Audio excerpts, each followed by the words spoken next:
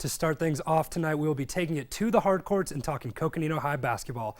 Early in the season, the Panthers have been struggling to win games, and the trend continued last night as the Panthers were dominated by a tough McClintock High team. The Panthers have failed to score big points this season, and it was even tougher for them last night as seniors Vincent, Figueroa, and James Hampshire were sidelined with injuries. With such a young team on the court for the Panthers, mistakes are bound to be made, but these past two games can be taken as learning experiences. Head coach Kelley Smith touched on the subject and how excited he is for this young team. I mean, a lot of guys are getting playing time and experience, which is really what we need more than anything right now. So, in a way, we're just going to go with the flow and try to continue that and see if we can get our young guys playing better. Now, with not a lot of senior leadership out on the court for Coconino, the young members on the team are experiencing what they need to in order to learn and improve. The Panthers have lost two straight. First off, on Monday, they fell to a tough Notre Dame prep team by a score of 60-36, and then last night, the Panthers lost big again, this time to the McClintock High Chargers by a score 61-34. Coming off of these back-to-back losses, the Panthers are looking to bounce back Friday night at 7 as they take on Paradise Valley at home. The young players for the Panthers have had a few games to experience what kind of competition they will be facing, and now they should be ready to fix their mistakes and play with a will to win.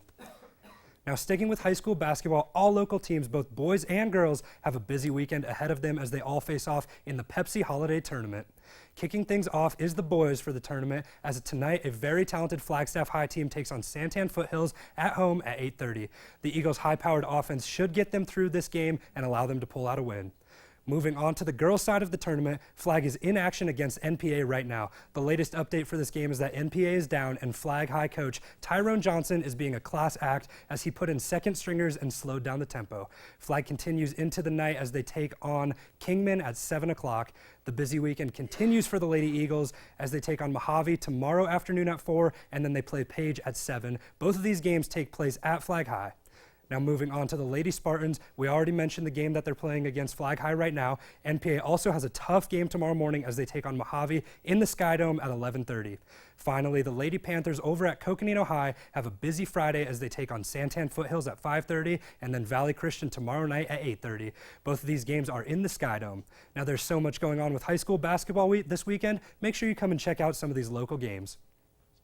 Now moving forward to NAU women's tennis, they had a fantastic fall season and they are looking to improve and continue their winning ways into the spring season. Usually you'll see us reporters behind the desk or in front of the camera, but earlier this week I got out and had some fun with NAU tennis star Marta Lewandowska. Check out another edition of Reporters vs. Athletes.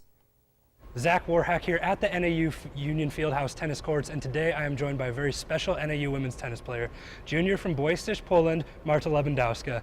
Now, Marta had an impressive singles record this season of 18-11, and as a team, the NAU women's tennis team finished with a record of 13-11, and 8 of those wins came in conference play.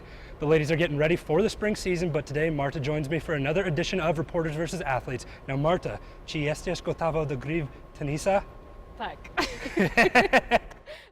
Marta has been at NAU for 3 years and has emerged as one of the most dominant players on the team. In this edition of Reporters vs. Athletes, we compete in a heated match. First to win 3 games wins it all. Now Marta starts off strong as I put a backhand into the net and she goes up 15-love. Continuing on her serve, she puts one in my backhand, return it, booyah! Cross-court forehand, Marta goes up 30-love. All she can do is laugh at me. Now next serve she comes, puts one into the net for a double fault. I finally get on the board, but she bounces right back and puts an ace right down the tee. Up for game point, she smacks another serve. I cannot reach that one. Game 1, Marta. Now after a heated matchup here at the Union Fieldhouse tennis courts, it's safe to say that Marta absolutely destroyed me. You can tell why she's so dominant on the court in the season. So Marta, good luck to you in the spring season. Thank you so much. For NAZ Today, I'm Zach Warhack. Back to you.